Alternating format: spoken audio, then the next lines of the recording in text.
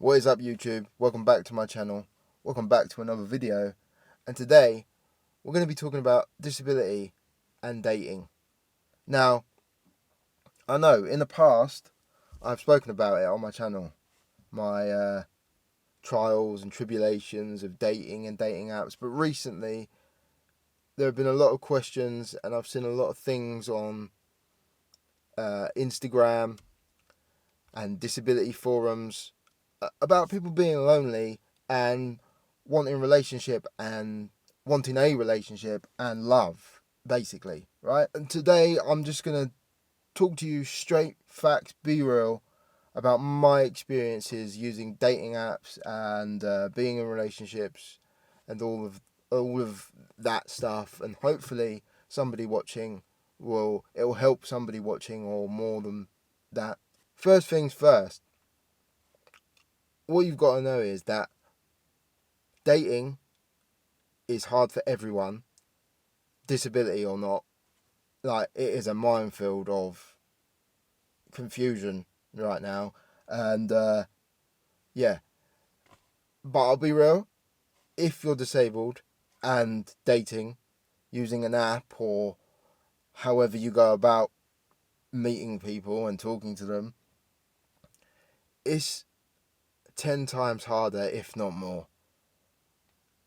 You have to have a thick skin when doing this, because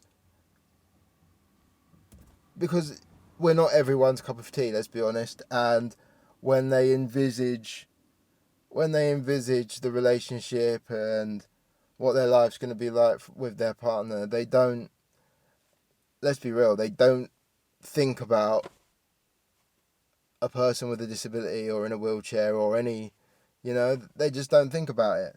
From my experience of dating apps, when I first started using them, I thought it would be a good idea, because in real life, in my late teens, early 20s, I'd go to clubs and I'd go out. Now, I'd never be approached by a female or approach them, really, because I didn't have the confidence. My mindset was, they're probably not going to be into me anyway. 9 times out of 10, they would see the wheelchair and make an assumption before even approaching me or speaking to me. So I was kind of in the mindset of, no one's going to be interested in me anyway, so I'm just going to go out and have fun, and whatever happens happens. But no, I didn't have the confidence back then to chat up females. Yeah, no.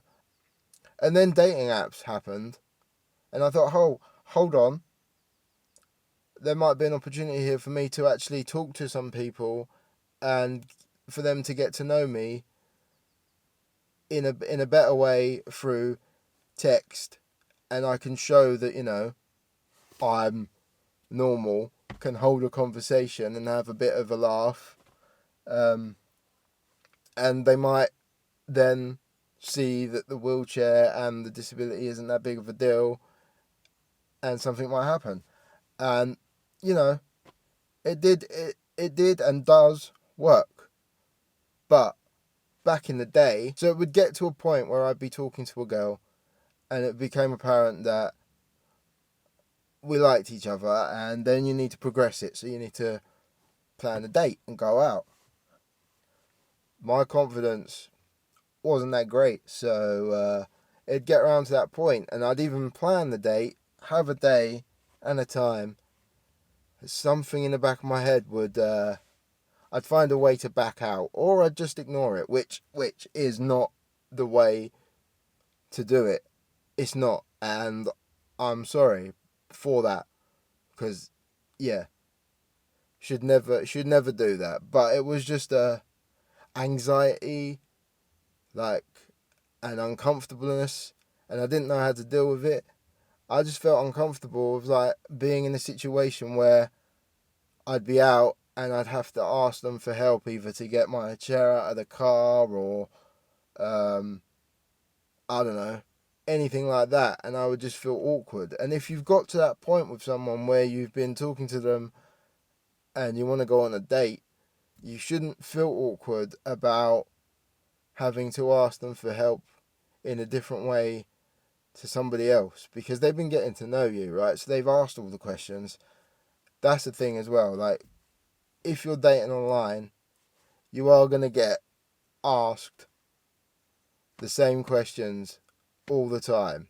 I mean, I know that is standard for any kind of online dating, but when you've got a disability, the standard questions will always get asked, and probably more than once.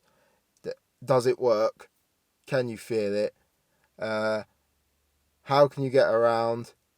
How would I have to help you?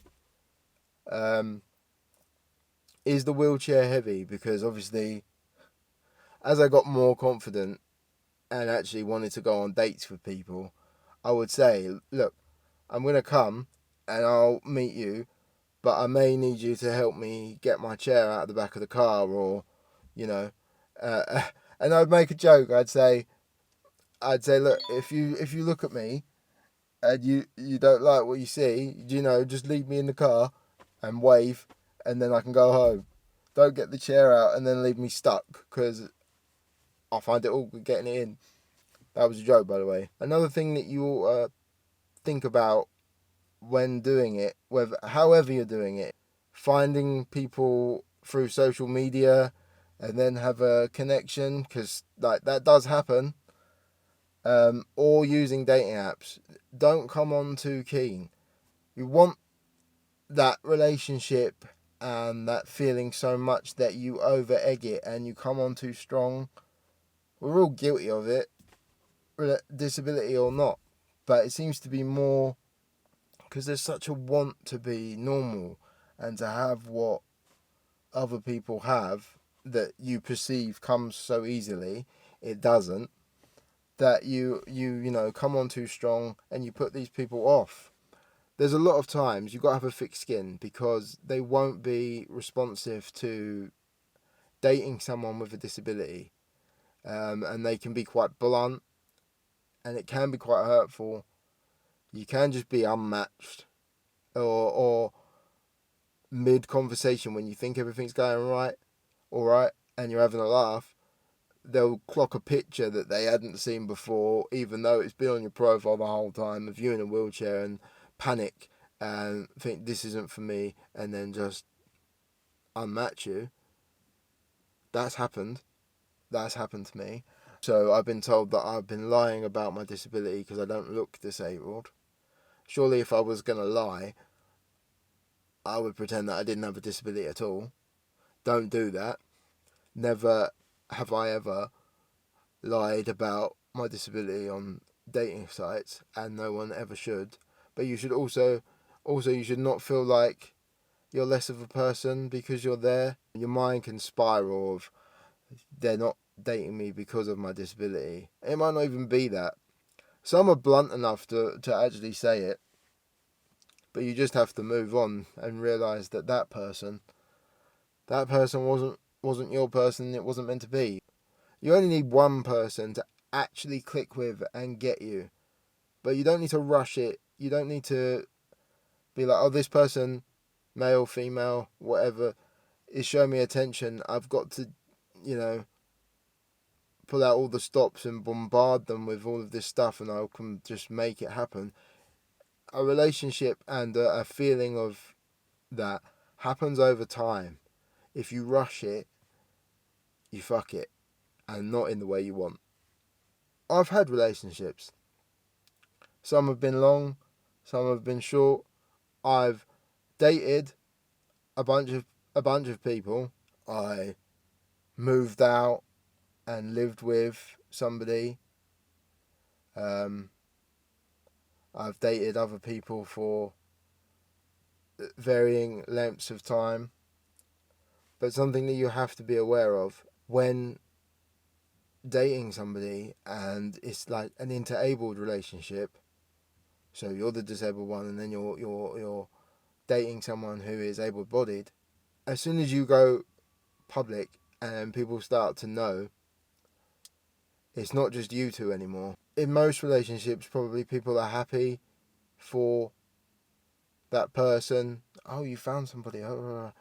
And that does happen, but also there is a percentage of people that will be putting their two pennyworths in of saying, but he's in a wheelchair, or she's in a wheelchair, or she has a disability. Are you sure that's what you want? Are you sure that's what you want?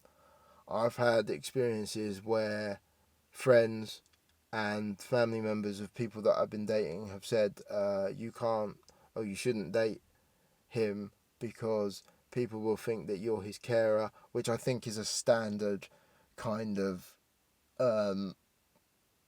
expectation of people when somebody who is able-bodied is dating a disabled person, that they automatically think that that person must be his carer or a friend or a relative. Like, somebody with a disability couldn't be dating an able-bodied person. And for all the negatives, if you play it right and just you, basically, don't push it, don't try and chase something before it actually feels right, you can have fulfilling relationships. You've got to love yourself before anybody else can love you. So, you don't need somebody else to make you happy or to make you feel fulfilled. When the right person comes along, you'll know, because it'll click and it'll feel right. It is tougher, even tougher, for someone with a disability to try and date on a dating app, especially when they just assume that you should date somebody else with a disability. I've never really understood that. Not that I wouldn't, I just don't really understand the mindset of, I shouldn't be trying to date somebody who is able-bodied. Literally, somebody once said to me when I was out with an ex of mine, how did I manage to get her? I was like, excuse me, how did I manage to get her? I think he repeated it, and I was in a club, and I was she likes what she likes, she likes me. Are we going to have a problem? There have been other situations where I've been in relationships that I knew probably shouldn't be a relationship, but I enjoyed it for a little bit, so I wanted to keep that going. But in the end of the day, you know that it's not right, so you're better off being alone than being in something that isn't what it's meant to be. If they're not your person, they're not your person. Disability and dating. I'm single, by the way. Still very much single. I'm on Tinder. I'm on Bumble. Yeah. So hit me up. No, I'm joking. Hit me up and I'll overdo it and make you fall in love with me in 5 minutes and then fall out of love with me 10 minutes later. I'm joking.